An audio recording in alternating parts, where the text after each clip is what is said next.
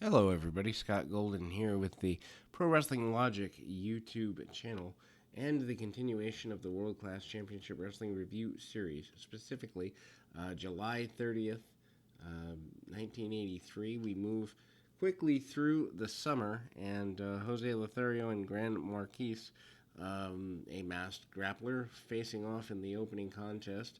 Um, Relatively a nondescript um, program here. I mean, they do move a couple of stories along, but I won't say a wasted program, but certainly not a program that if you missed it, you miss a ton of action here. Very slower match, obviously, because of Lothario, although heavily lucha influenced, the lucha arm drags and the like. Marquise has been in and out of the territory, never doing too much. A great note here in late 82, early 83. And obviously, Jose Lothario running a training school at this time, and certainly, you know, getting Shawn Michaels ready for, I believe, an '84 debut. Anyway, the referee gets up in the face of Marquise, who is obviously your heel for the contest, and he is willing to take shots. The better wrestler of the two, obviously Lothario with more experience, but the better heel of the two, the masked man. So interesting and regular contrast of styles here. And a cheating victory for Grand Marquis on an attempted monkey flip by Lothario. Surprising victory for the masked man, and Lothario still wants to go. Then we move on to a tag team match that has an interesting pairing, but before that, a promo from uh, General Skandor Akbar alongside the Mongol. Mongol teaming with one third of the Freebirds, Terry Gordy, against Iceman King Parsons and Chris Adams. Adams with a victory over Gordy the previous week, so that explains that pairing. Parson and the Freebirds having a good deal of trouble with each other for the last several months, specifically Buddy Roberts and Parsons having their issues. Obviously, they've been documented here. So the tag team match does make sense, even though it's an odd pairing. We move into the match itself, and obviously the Mongol gets his bit of offense. Obviously, Adams also having a go with the Mongol. Adams really using the speed quite well, hanging with Gordy a lot better than most people would have thought. Gordy with a big backdrop out of nowhere, but not before taking the near fall in a crossbody sort of way, and obviously focused on a lot of motion. The one thing that I will say is the baby faces in Texas, other than, well, even Von Erichs to some degree, although a little bit less than everybody else on the babyface roster, tend to move faster. Drop kicks by both baby faces back when a drop kick was still a move that meant something. Um, and we move through the contest. Gordy tries to get away, but Adams not having much to do with that, cutting the corner off on the heel Gordy, and kind of goes in that direction.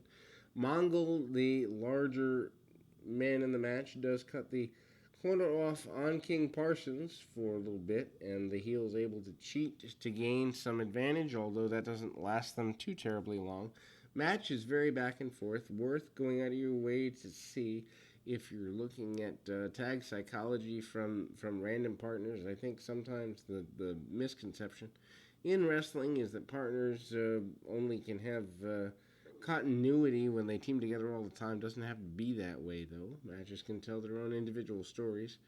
Mongol gets near falls quite a bit. Lots of back and forth. Couple hot tags in the middle portion, so it's not like you know exactly that a hot tag automatically means a finish, which is, I think, another thing that is lost here.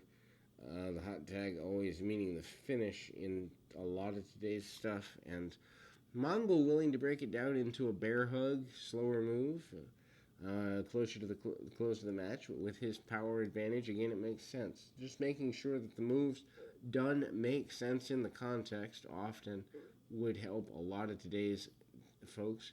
Super kick, which is now an overused move, but here in 1983, a huge move from Chris Adams, and a move that can finish any match and any person. Tag off to King Parsons, and Parsons comes in and misses a over the top rope drop kick, but it doesn't really matter because the Mongol takes a bump anyway.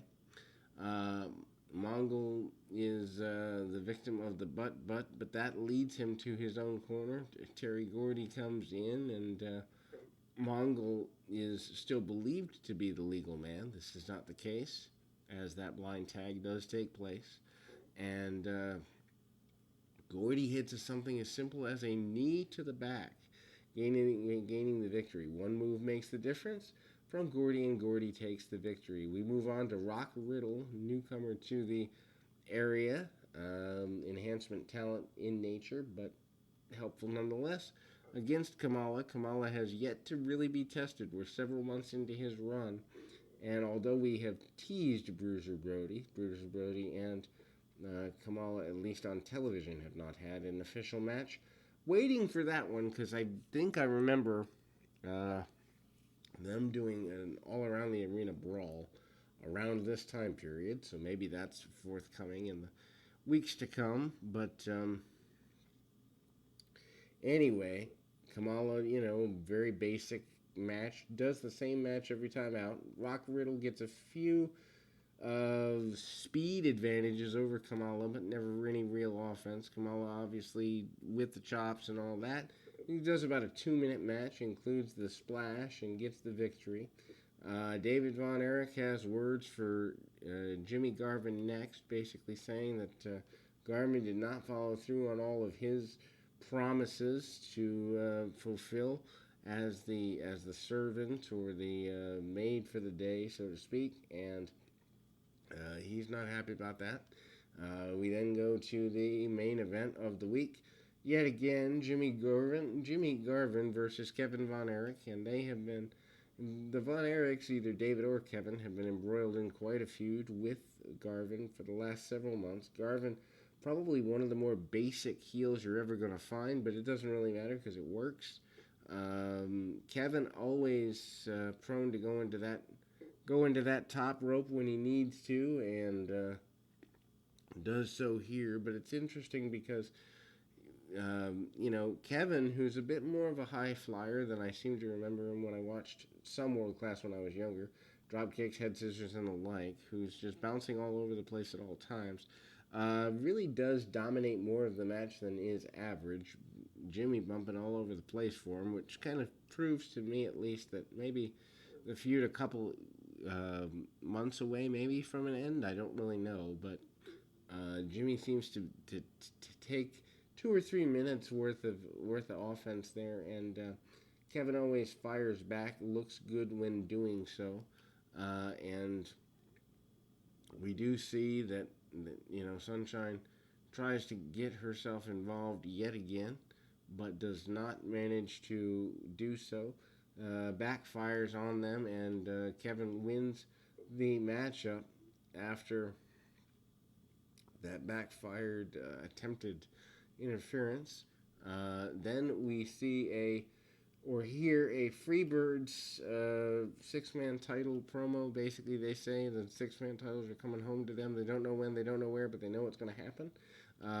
Making fun of Buddy Roberts continues to, as he is wearing kind of the braided hairpiece, and he is less than happy with everything. The Freebirds are not happy with not having all the titles throughout Texas, and we close July with that sentiment. But we will be back with August and continue checking out this particular broadcast for more World Class.